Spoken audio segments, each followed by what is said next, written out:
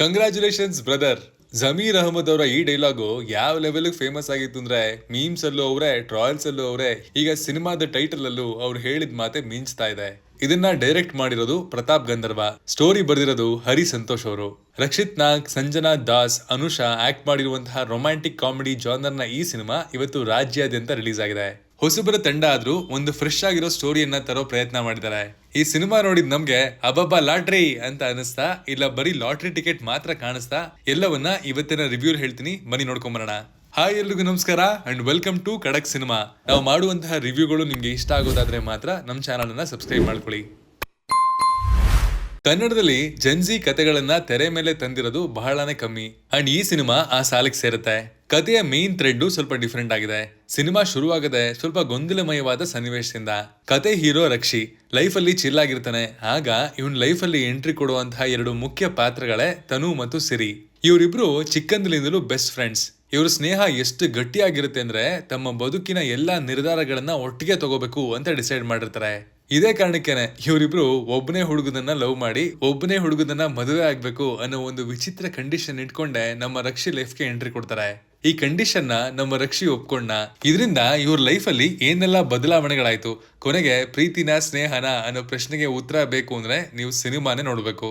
ಹೀರೋಗೆ first of all ಇದು ಕೇಳಿದಾಗ ಭಯ, ಶಾಕು, ಕನ್ಫ್ಯೂಷನ್ ಎಲ್ಲ ಆಗುತ್ತೆ.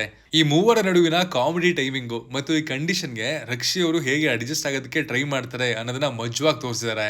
ಸೀನ್ಗಳು ಕೆಲವೊಮ್ಮೆ ಓವರ್ ದ ಟಾಪ್ ಅಂತ ಅನ್ಸುತ್ತೆ, ಆದ್ರೆ ಯೂತ್ಫುಲ್ ಎನರ್ಜಿ ಇರೋದ್ರಿಂದ ಎಲ್ಲೂ bore ಹೊಡಿಸಲ್ಲ.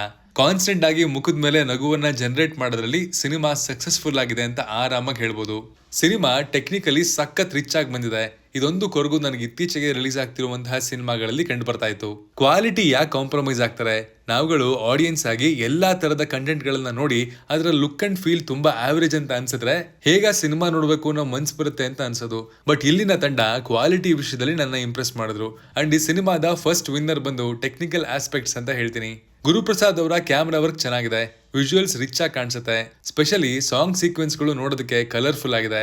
At the same time first half ಅಲ್ಲಿ ಬರುವಂತಹ ಹಾಡುಗಳು ಕಥೆಯ ವೇಗವನ್ನ ಸ್ವಲ್ಪ ಕಡಿಮೆ ಮಾಡುತ್ತೆ. ನರೇಶನ್ ಇಂಟ್ರೆಸ್ಟಿಂಗ್ ಆಗಿ ಹೋಗ್ಬೇಕಾದ್ರೆ ಹಾಡುಗಳು ಬ್ರೇಕ್ ಕೊಟ್ಟಂಗೆ ಫೀಲ್ ಆಯ್ತು. ಸಿನಿಮಾದ ಬ್ಯಾಕ್ ಗ್ರೌಂಡ್ ಸ್ಕೋರು ಪೆಪ್ಪಿ ಆಗಿದೆ. ಈ ಸಿನಿಮಾದ ಟೋನ್ಗೆ ಚೆನ್ನಾಗಿ ಕೂತಿದೆ. ಸಿನಿಮಾದ ಎಡಿಟಿಂಗ್ ಕೆಲಸ ಕೂಡ ನಿಮ್ಗೆ ಇಷ್ಟ ಆಗುತ್ತೆ. ಸಿನಿಮಾದ ಸೆಕೆಂಡ್ ವಿನ್ನರ್ ಬಂದು ನಿರ್ದೇಶಕ ಪ್ರತಾಪ್ ಗಂಧರ್ವ ಅವರು ಅಂತ ಹೇಳ್ತೀನಿ.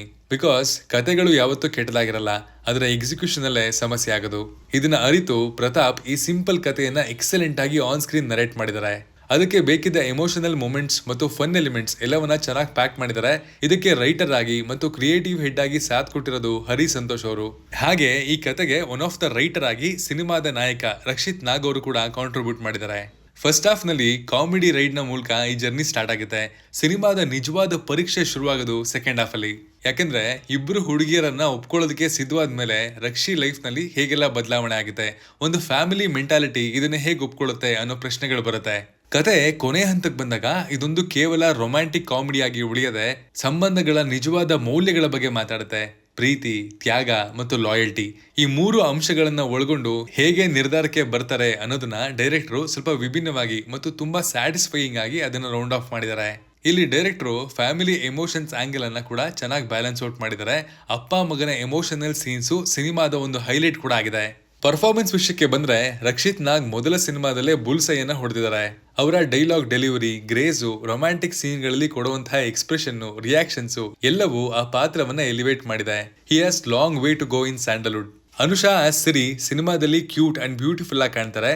Sanjana Das as Tanu is very impressive. ಬಜಾರಿ ತರ ಸಿನಿಮಾದಲ್ಲಿ ಒಳ್ಳೆ ಮೂಮೆಂಟ್ಸ್ ಅನ್ನ ಕ್ರಿಯೇಟ್ ಮಾಡಿದ್ದಾರೆ. ರಘು ರಾಮನಕೊಪ್ಪ ಅವರ ಪರ್ಫಾರ್ಮೆನ್ಸ್ ಸಿನಿಮಾಗೆ ಒಳ್ಳೆ ವ್ಯಾಲ್ಯೂ ಅನ್ನು ಆಡ್ ಮಾಡಿದೆ. ಅಂಡ್ ಇನ್ನುಳಿದಂತೆ ಸಿನಿಮಾದ ಉಳಿದ ಕಲಾವಿದರು ತಮಗೆ ಕೊಟ್ಟಂತಹ ಪಾತ್ರಕ್ಕೆ ಜಸ್ಟಿಸ್ ಕೊಟ್ಟಿದ್ದಾರೆ.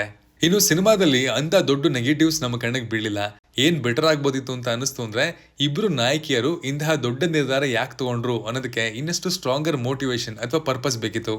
ಪರ್ಪಸ್ ಇಲ್ಲ ಅಂತ ಅಲ್ಲ, but it could have been better ಅಂತ ಅನಿಸ್ತು.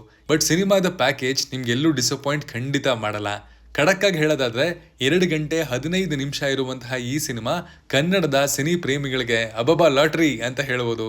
ಸ್ಕ್ರೀನ್ ಪ್ಲೇ ಫ್ರೆಶ್ ಆಗಿದೆ, ಸಖತ್ ರಿಲ್ಯಾಕ್ಸಿಂಗ್ ಅಂಡ್ ಎಂಟರ್ಟೈನಿಂಗ್ ಆಗಿ ಸಿನಿಮಾ ನಿಮ್ಮನ್ನ ಒಂದು ಒಳ್ಳೆ ಜಾಲಿ ರೈಡ್ಗೆ ತಗೊಂಡೋಗುತ್ತೆ. ಇದೊಂದು ಫ್ಯಾಮಿಲಿ ವಾಚ್. ಈ ತರ ಸಿನಿಮಾಗಳು ಗೆದ್ದಾಗ ಮಾತ್ರ ಇನ್ನಷ್ಟು ಮತ್ತಷ್ಟು ಒಳ್ಳೆ ಪ್ರಯತ್ನಗಳನ್ನ ಇಂಥ ಟೀಮ್ಗಳು ಹೆಚ್ಚಾಗಿ ಮಾಡೋದಕ್ಕೆ ಸಾಧ್ಯ.